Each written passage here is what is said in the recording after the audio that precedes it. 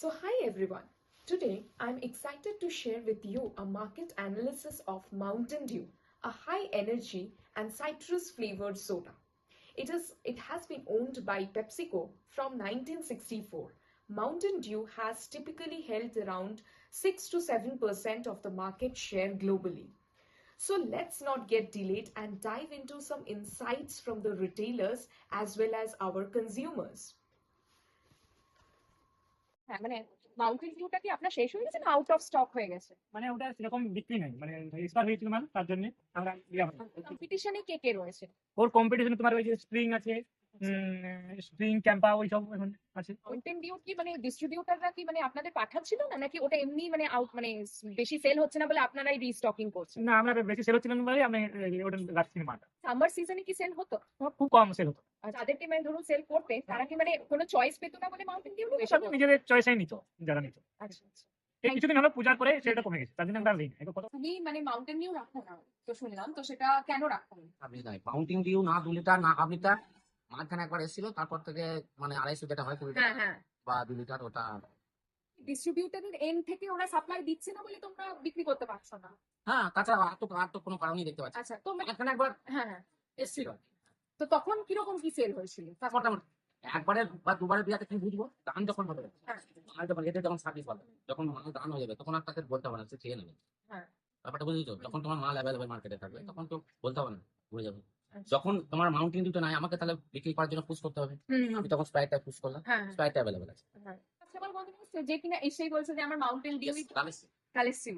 Okay, not solve. হ্যাঁ, বুঝতে পারছি। মানে বেশিটা আমাদের কোম্পানি ফোকাস করে আরবানে, তো ওই জন্য আর কি বন্ধ হয়ে গেছে।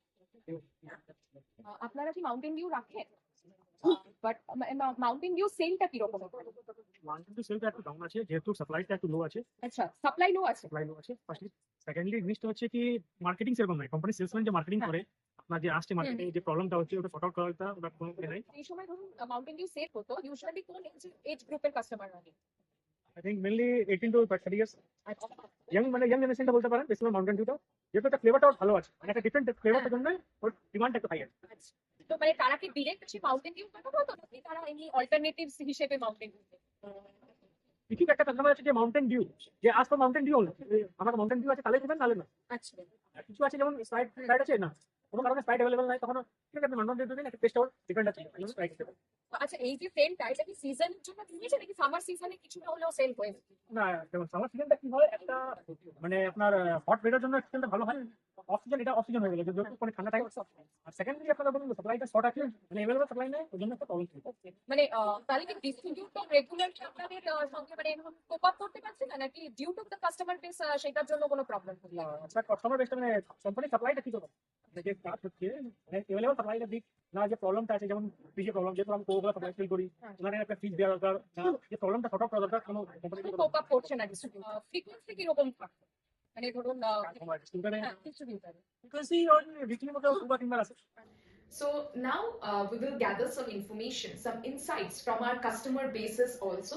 So now let's come. কি মাউন্টেন ডিউ সম্পর্কে জানো? মাউন্টেন ডিউ এই যে ড্রিঙ্কসটা সম্পর্কে জানো? মানে কোনোদিনও ওই ঋতিক রোশনের অ্যাডভার্টাইজমেন্টটা দেখেছিলে টিভিতে, যেটাকে আগে জিতে?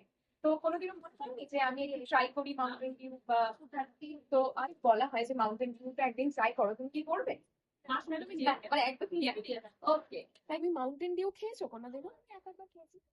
তো মাউন্টেন ডিউ সম্বন্ধে তুমি ফার্স্ট কিভাবে জেনেছিলে? ঋত্বিক রোশনের টিভিতে একটা অ্যাড ছিল না, ডারকে আগে জিতে, ওখানে ওই অ্যাডটা আমার খুব ভালো লেগেছিল, তখন আমি মাউন্টেন ডিউ দোকানে গিয়ে কিনেছি। যখন দোকান থেকে কিনেছিলে তখন তুমি কত টাকার প্যাকটা কিনেছিলে? 30 আচ্ছা। আর তোমার ফ্রেন্ড সার্কেলের মধ্যে এমনি কেউ খায় মাউন্টেন ডিউ? মানেই না। ও আচ্ছা, মানে ওরা জানেই না যে মাউন্টেন ডিউ কিছু এক্সিস্ট করে কিনা। আচ্ছা, তো মাউন্টেন ডিউ যখন তুমি খেয়েছিলে তোমার টেস্ট বা ওর প্যাকেজিংটা কেমন লেগেছিল? আমার টেস্ট অফ আচ্ছা, মানে ওই নোনতা নোনতা টেস্টটা যেটা একটা ডিফারেন্ট টেস্ট, সেটা তোমার ভালো লাগেনি? আচ্ছা। মাউন্টেন ডিউ মানে পছন্দ করো না, তা তুমি ওটার মানে अगेंस्ट কোন ড্রিঙ্কসটা, সফট ড্রিঙ্কসটা বেশি? কোল্ড আর মাজা।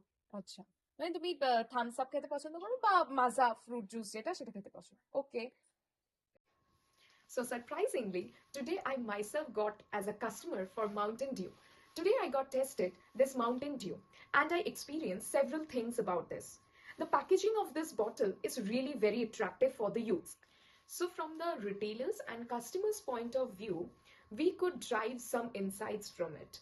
The first one is Mountain Dew, it hadn't really penetrated the market, not because of its attractive packaging. It has, the retailers and the customers are admitting that it has attractive packages, and it is something, the taste is something different from the stereotype Coca-Cola and PepsiCo.